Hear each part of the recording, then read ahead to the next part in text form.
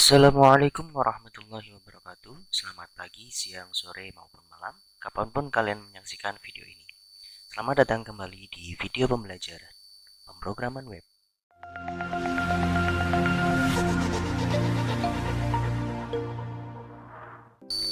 Kali ini, kembali lagi dengan saya, Agung Prayogi, sebagai instruktur kalian, yang kali ini akan membahas tentang video yang kedua dari pemrograman web, di mana kita akan mencoba untuk menampilkan HTML. Di video sebelumnya, kita sudah sempat membahas apa itu HTML, sejarah-sejarahnya, dan juga perkembangannya. Nah, sesuai janji saya, kita akan coba untuk ngoding kali ini ya. Kok ngoding sih? Nah, jadi sebenarnya yang akan kita lakukan itu adalah menyusun beberapa script code yang nantinya kode itu akan menjadi sebuah aplikasi. Oh, apa ini? Maaf ya. Oke, lanjut. Jadi nanti yang perlu kita perhatikan adalah tentang HTML itu sendiri. Kita harus kenal dulu nih, nanti di sini kita akan bahas tentang persiapan juga apa yang harus kita persiapkan sebelum kita mulai ngoding. Oke, sebelum kita mulai ngoding, kalian harus tahu dulu dengan yang namanya code editor. Apa itu code editor?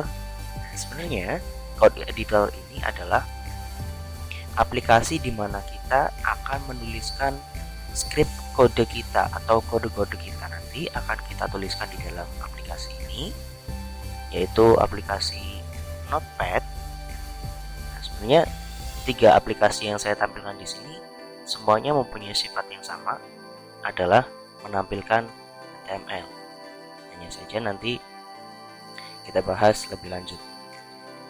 Aplikasi yang pertama adalah aplikasi Notepad. Aplikasi Notepad ini adalah aplikasi bawaan dari Windows. Kalian pasti kalau sudah punya laptop atau PC sudah ada aplikasi bawaan ini, Notepad. Ini yang pertama. Kemudian aplikasi yang kedua adalah Notepad++. Kok plus sih ya? Aduh.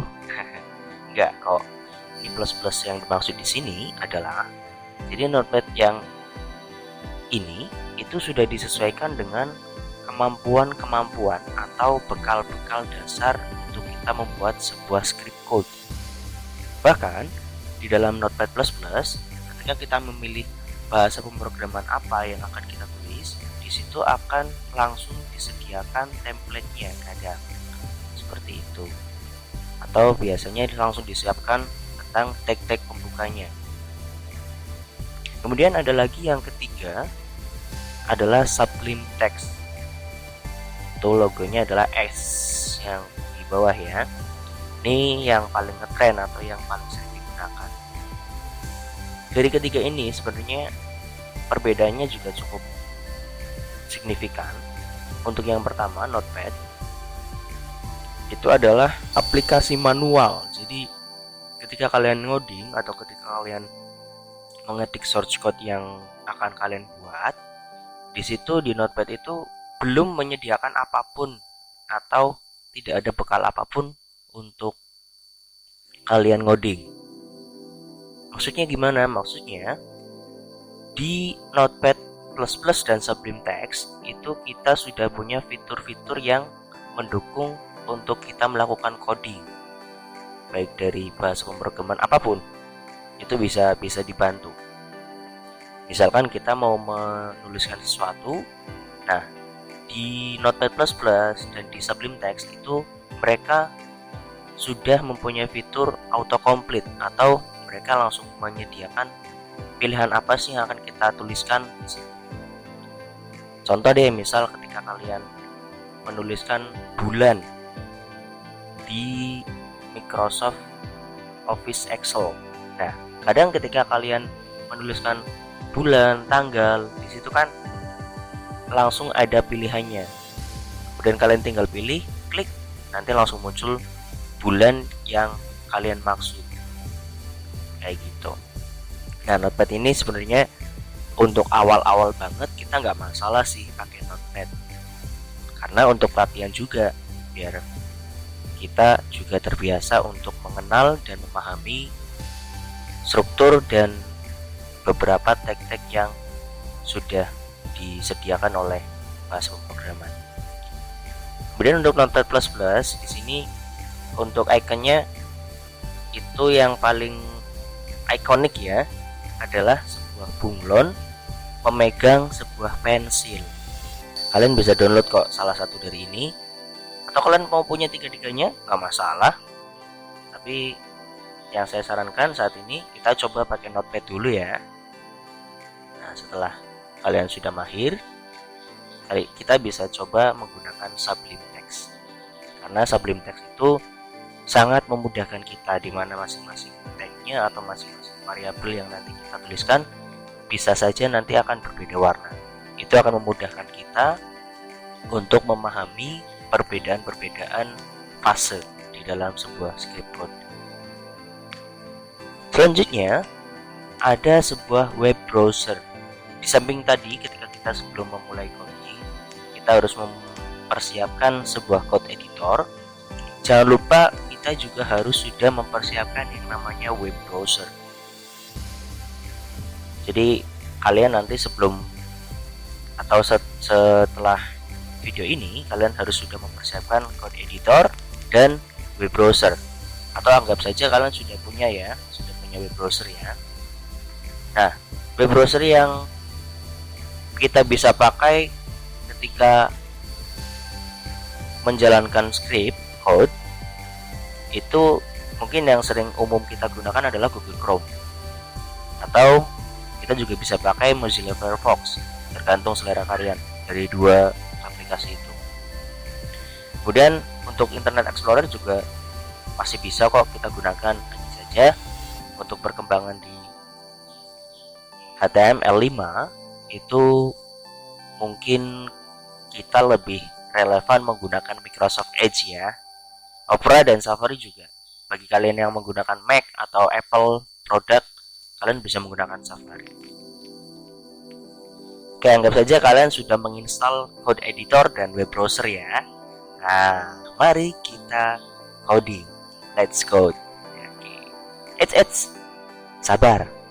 Sebelum kita coding, kita kenalan dulu sama HTML. Nah, tak kenal maka tak sayang nih. Ayo kita kenali bentuk kode HTML dengan simple structure.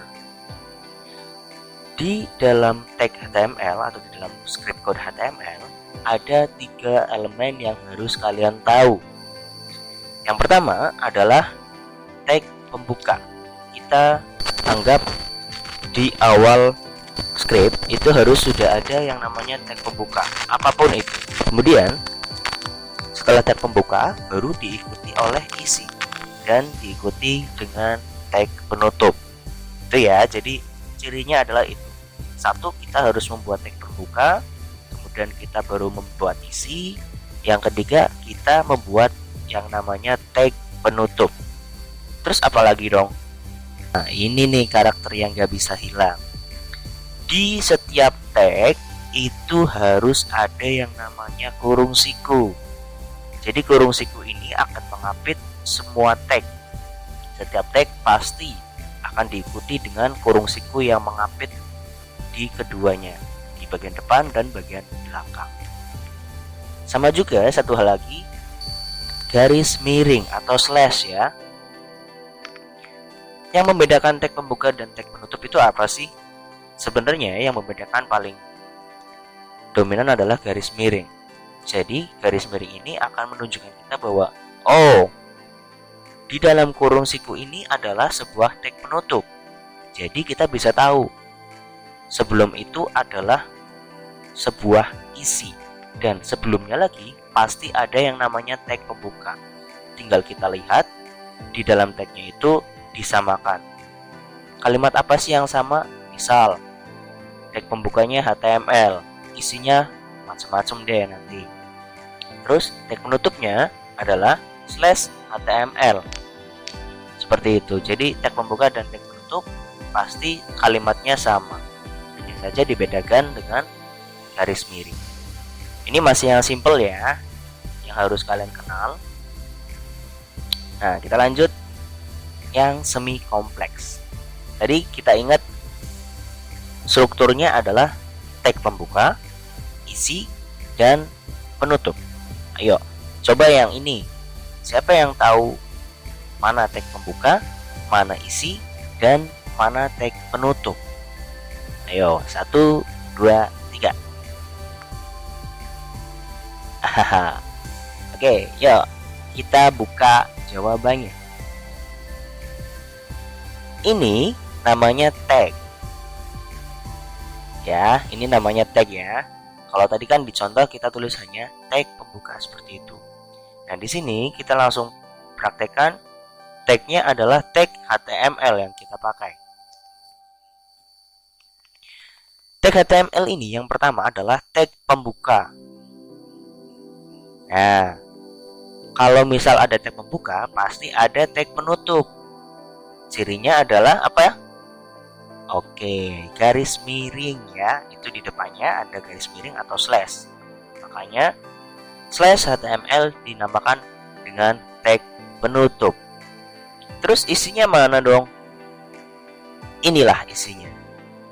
Nah, jadi di dalam isi itu boleh kok berisi tentang tag pembuka, isi, tag penutup, tag pembuka, isi, tag penutup, tag pembuka, isi, tag penutup, boleh. Hanya saja tag pembuka, isi, penutup itu termasuk isi dari tag pembuka dan tag penutup sebelumnya.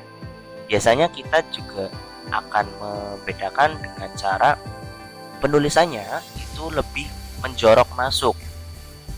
Itu membedakan bahwa itu adalah isi dari sebuah tag yang menonjol keluar seperti itu. Kita akan mudah untuk melihatnya. Sudah paham? Kalau sudah paham, ayo kita coba untuk melakukan coding. Oke, sementara segitu dulu untuk video kali ini.